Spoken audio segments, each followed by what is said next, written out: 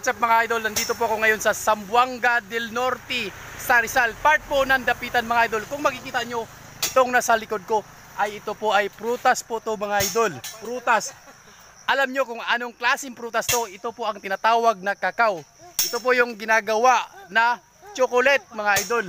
Ito po yung hinahalo sa sampurado or Milo. Ayan mga idol, sinali ko na yung mga Milo at saka ano dyan, para malaman nyo na ito po yung ginagawa mga idol. Lalo na pag Valentine's Day mga idol, ang binibigay po sa babae ay chocolate. Ito po yun siya mga idol. Andito po ako ngayon sa farm ng Garcia mga idol. Ayan po, ito po yung kakawa nila mga idol. Ayan, ayan. Yan mga idol, napakatamis po pag kinain po natin tong buto dito. Napakatamis po dito mga idol. Sinisip-sip po yan ang buto yan, no?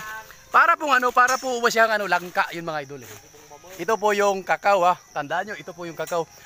Alam naman natin, ang tsokolate ay paborito ng mga bata. Lalo na pagdating ng Valentine's Day ay paborito. Kung pagdating din sa bulaklak mga idol, ito po yung bulaklak. Oh, ito po yung bulaklak. Bulaklak po, ito po yung ibigay nyo sa mga syuta nyo. Ito po kasi itong bulaklak na ito mga idol. Ito po yung bulaklak po ng pinya. Kasi may mga, wala naman talagang forever mga idol. Pag ibigay nyo to sa babae, tapos pinagtaksilan kayo, pwede nyo igit-git sa liig niya mga idol. Ganyan, ganyan nyo. Kasi mga idol, oh.